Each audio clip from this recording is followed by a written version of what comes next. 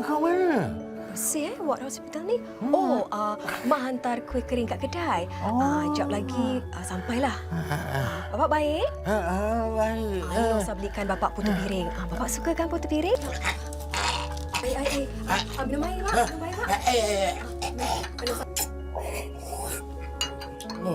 Minum air, Pak. Ni, biar Nusa pegang gelas ni.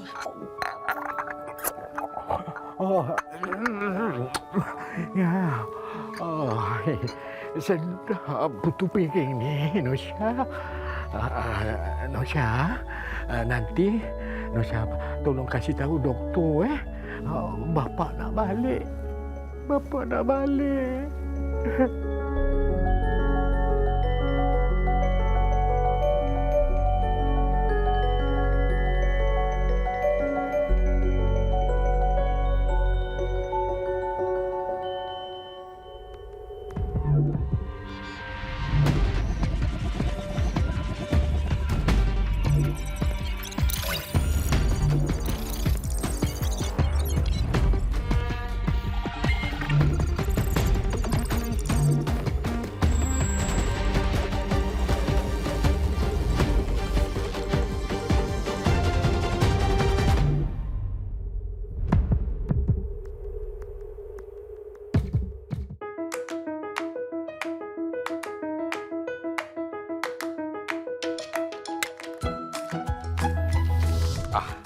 Itu dia, Nosha.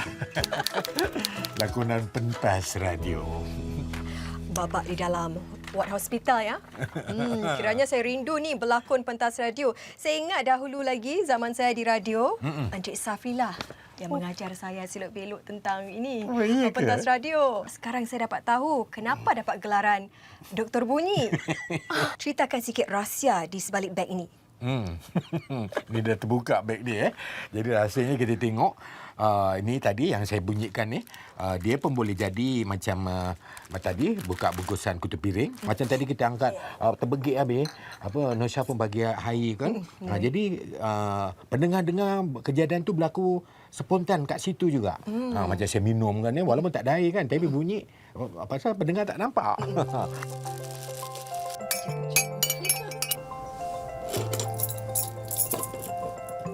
Selain daripada itu, macam kita tengok ni, ini kalau ada cerita-cerita macam orang jual sok kabar lama. Karung bunyi.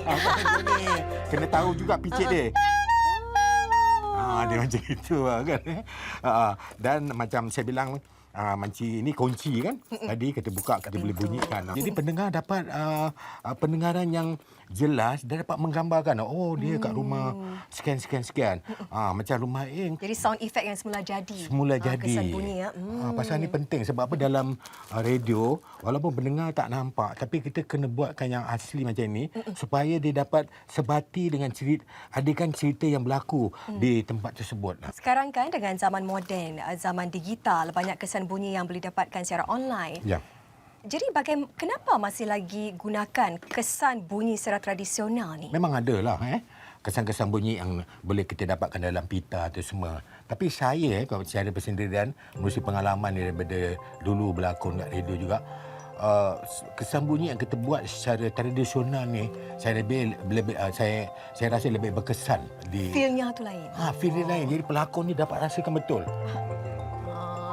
Seronok tadi. Itulah. Bukan senang Perjuangan Encik Safri selama lebih 5 dekad. Insya-Allah. Ribuan karya telah pun dihasilkan. Alhamdulillah. Pelbagai anugerah telah pun disanjung.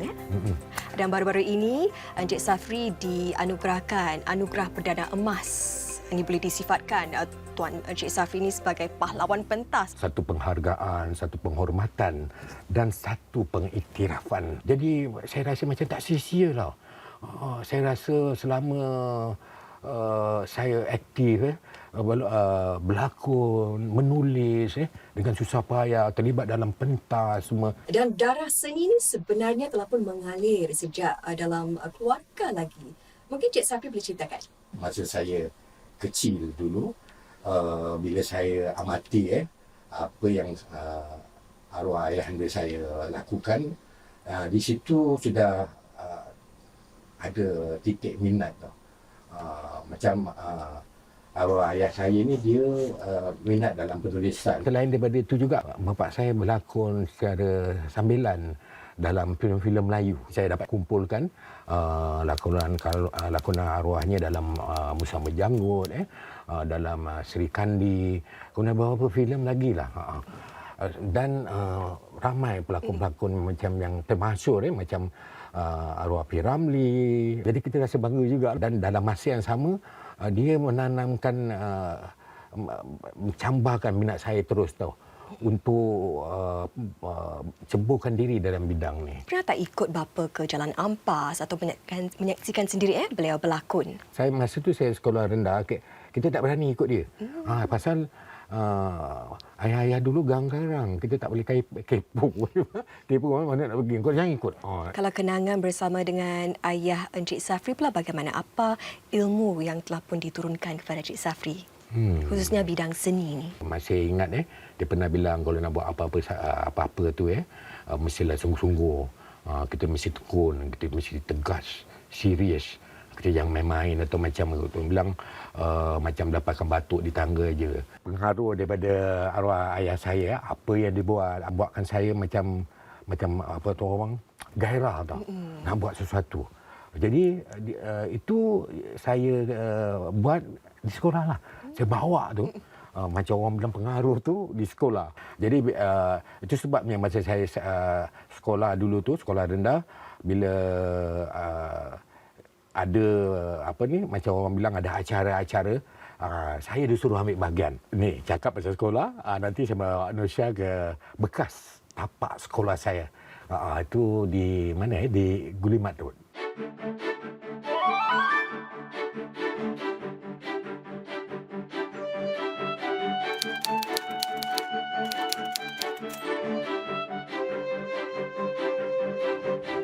Cik Nusya, inilah dia bekas tapak sekolah saya dulu.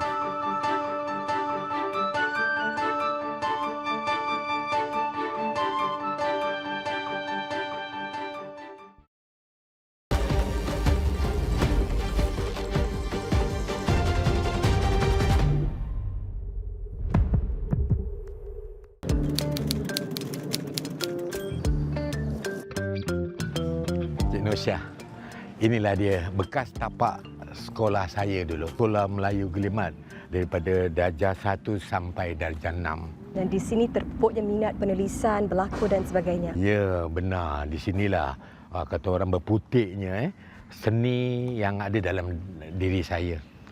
Terutama sekali macam dalam bidang penulisan, bidang lakonan, dan itulah yang bercambah menjadikan saya macam berani untuk nak berdepan dengan penonton. Jadi siapa antara guru yang meninggalkan kesan bagi Encik Safri untuk mendalami lagi seni penulisan sewaktu di bangku sekolah ni? Guru tu ialah Allahyarham Cikgu Aziz Fakir. Arwah Cikgu Aziz Fakir ni, dia pun macam ada kelebihan untuk melihat murid-murid para pelajar dia yang ada potensi untuk macam menyanyi, berlakon. Jadi mungkin yang pada masa itu saya salah seorang jugalah yang terpilih tu. Kadang-kadang bila ada macam kita bilang bulanan acara-acara sekolah nanti dia bilang Safri, boleh. Nanti kau nyanyi Saya difahamkan selepas sekolah rendah di sekolah menengah pula, Encik Safri juga dipilih menjadi Presiden Persatuan Penulisan Bahasa Melayu dan juga Persuratan Sekolah Menengah Teluk Kurau. Jadi acara-acara tahunan, pembacaan sajak lah, tarian, kemudian kadang-kadang kena buat macam persembahan drama. Jadi drama-drama dulu pun dia berbagai lah. Jadi termasuklah macam saya terlibat ada foto dia dipanggil persembahan Hang Jebat.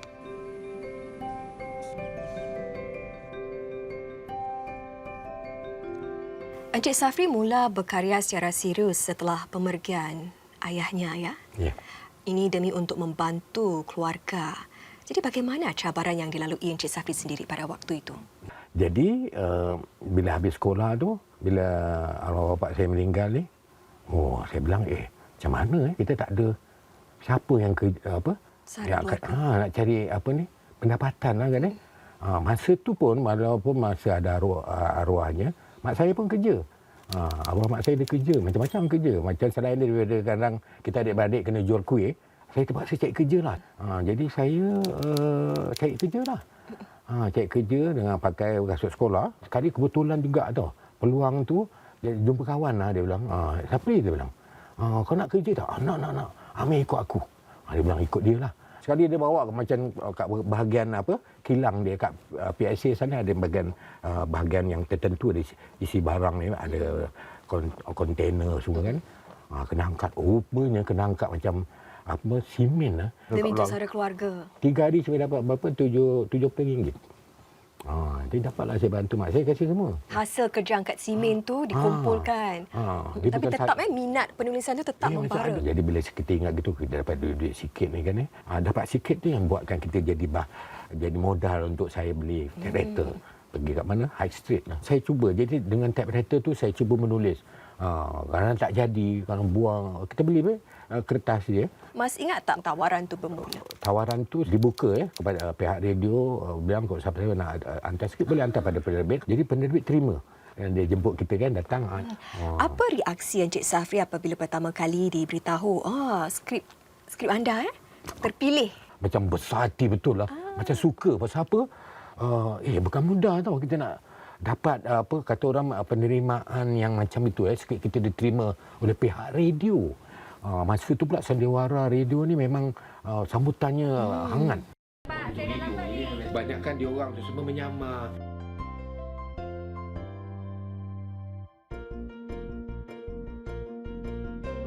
Bagamana Cik Safri dapat ilham dari segi penulisan karya sendiri ni Cik Safri? Memang dia mencabar. Sebab apa bila kita dah dapat tawaran ataupun tidak pun kita dah memang nak tulis sebuah cerita tu kan perkara kita dah mula berlega tu.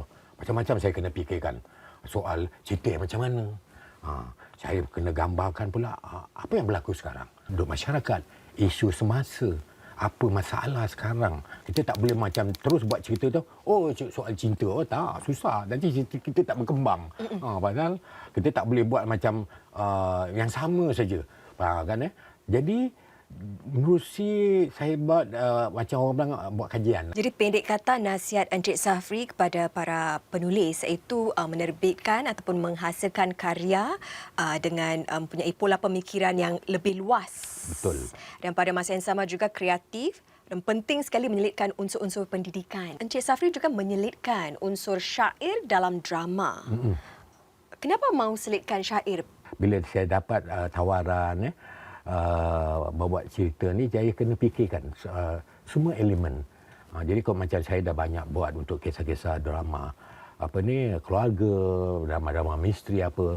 Jadi kerana saya bilang bilang syair atau pantun ni semua kita sebahagian daripada aset kita lah.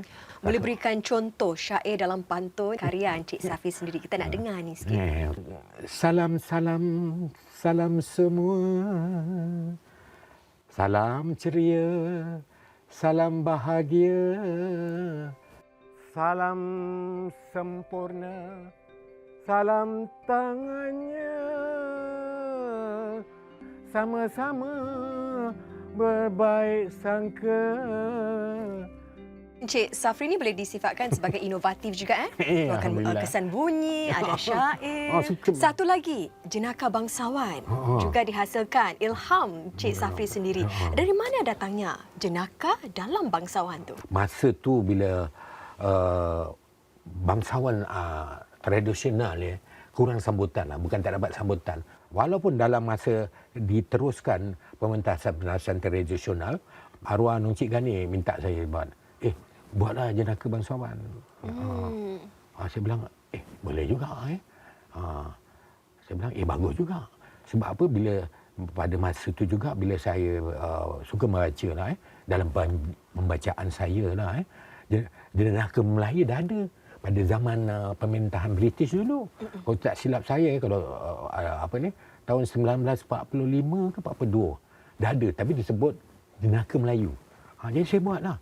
Tapi saya buat pula cara ciptaan saya sendiri. Itu yang dimasukkan unsur-unsur jenaka.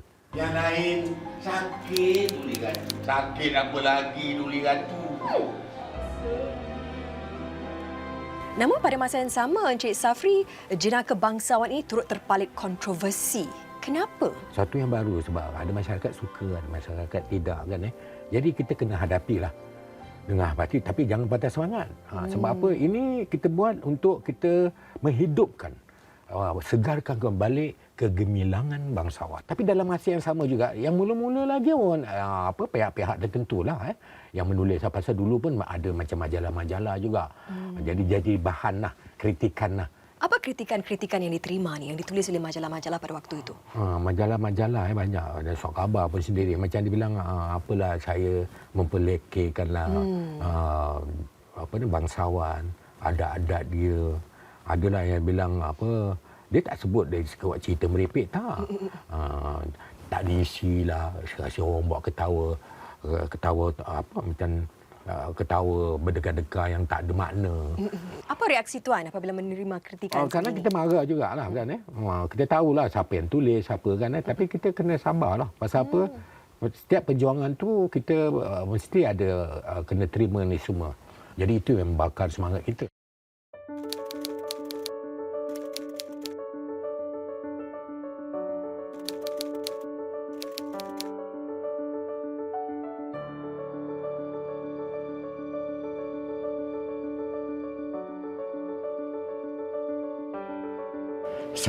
Perjalanan seni saya ditayangkan yang saya simpan selama ini. Terima kasih. Terima kasih.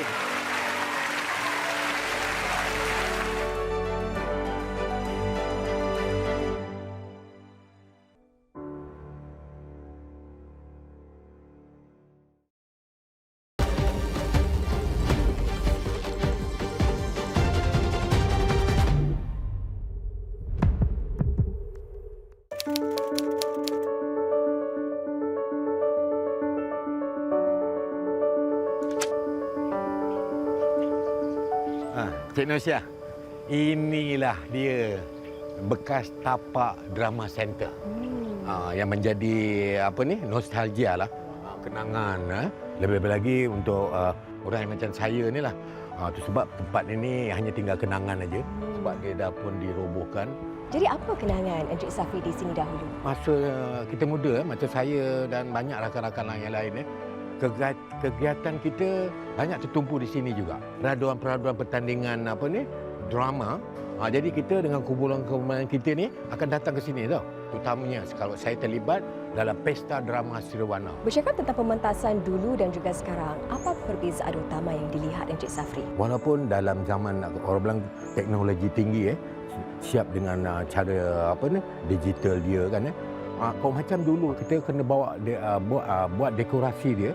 Kalau dinding dia semua betul-betul macam kalau rumah dulu pun dah ada rumah flat kan macam sama. Jadi itu yang buatkan keistimewaannya. Dengan bantuan lampu-lampu yang ada kat drama center ni lebih nampak berwarna-warni lah.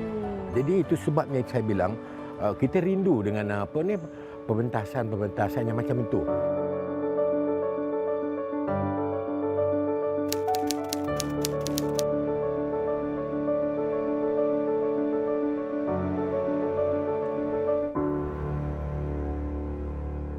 Kalau berkarya pula, dari segi wadah, mana satu pilihan Encik Safri? Adakah pentas, TV ataupun radio? Saya pilih radio. Kenapa? Radio kita tidak saja mencabar minda kita untuk nak menulis sebuah skrip. Dia juga macam dapat kita salurkan sebanyak mungkin nasihat-nasihat, mesej atau panduan-panduan untuk masyarakat pendengar. Sebab apa? Tak mudah tulis sebuah skrip untuk radio. Lagi mencabar untuk pentas radio kerana harus memikat hawa telinga pendengar. Betul. Pernah tak tuan mengalami writer's block di mana tengah nak tulis alamak, ilham terjam pula lah? Rehatlah, berhentilah. Minum kopi ke malam-malam berhenti dulu. Untuk kadang-kadang kita bilang kalau dah malam sangat, baik kita tidur. Kadang-kadang pening kepada kita. Tapi kerana dalam keadaan kita terdesak kena fikir, kena habis, kita berhenti sekejap dulu. Kita jalan-jalan supaya badan kita longgar sikit lah. Jadi fikiran kita tu berkaitan, waya-waya kat fikiran kita ni pun dia short juga. Jangan paksa. Nanti dialog tak jadi. Saya tak nak cerita ni akhirnya kematian. Saya bilang saya tak suka. Kita mesti nak buat suatu cerita yang boleh memberikan orang mesej. Kita sudah pun melihat peralihan teknologi yang cukup canggih ini. Dan saya difahamkan pentas radio juga direhatkan. Jadi apa masa depan pentas radio ni? Adakah ia masih lagi relevan? Dia masih relevan. Dia masih hidup pun. Dia berterusan. Tapi dalam bentuk perubahan. Pentas Radio and Society masih digunakan juga. Pentas radio. Kemudian macam saya bilang dalam pengamatan saya, memang perlu diadakan macam sesuatu yang mendekatkan golongan muda ni. Jadi perlu macam pihak-pihak tertentu lah, macam sekolah, badan budaya, untuk nak galakkan golongan muda. Senang bercakap dalam bahasa Melayu. Selain mengendalikan bengkel-bengkel, Encik Safri juga ada kadar-kadar Encik Safri diterapkan di sekolah dalam bentuk buku teks ya. Cerita-cerita saya seperti yang cahaya di ujung senja dimasukkan dalam teks untuk digunakan oleh para pelajar yang mengambil peringkat tinggi, yang ambil sastra. Sebenarnya kita tengok para pelajar kita golongan muda ni, diorang lebih macam lebih up daripada kita. Macam saya tengok anak saya sendiri kan, dia lebih jauh pergi macam bidang digital kan. Dan bercakap tentang anak Encik Safri sendiri, itu Fadlin ya, beliau banyak terus meneruskan. Adakah ini juga salah satu langkah untuk meneruskan legasi Encik Safri dalam bidang penulisan ni, Encik Safri? Macam anak saya Fadlin, dia daripada sekolah dulu dia dah terlibat dalam kegiatan seni. Kemudian bila dalam masa yang sama dia terlibat dalam persembahan-persembahan teater. Kita buat panggung digital kan, masa COVID dulu. Dia banyak membantu. Kita buatkan sesuatu yang baru untuk tatapan golongan orang bilang yang media sosial ni. Apa bahan-bahan yang saya simpan berpuluh tahun dia dah digital kan. Lagu-lagu bangsawan, apa saja. Semua atas daya inisiatif beliau sendiri. Ya, dia buat. Satu lagi dalam bahasa Inggeris, Legacy of Malay Comedy Opera in Singapore. Akhir sekali Encik Safri, pesanan anda untuk generasi muda dalam bidang seni ini. Kalau dah nak bergiat atau kita nak buat sesuatu, terutama sekali dalam bidang seni lah, kita kena bersiap sedia untuk menghadapi cabaran. Lebih-lebih lagi zaman sekarang teknologi tinggi ni, walaupun kita merangkak untuk nak cari ilmu, carilah sekarang, terutama golongan muda ni, buat sesuatu yang kata orang macam tadi saya sebut, memertabatkan diri kita. Jangan patah semangat. Baiklah, terima kasih Encik Safri kerana berkongsi ilmu dan pengetahuan bersama dengan kami penonton Detik Personality kali ini. Ayo kita bergambar.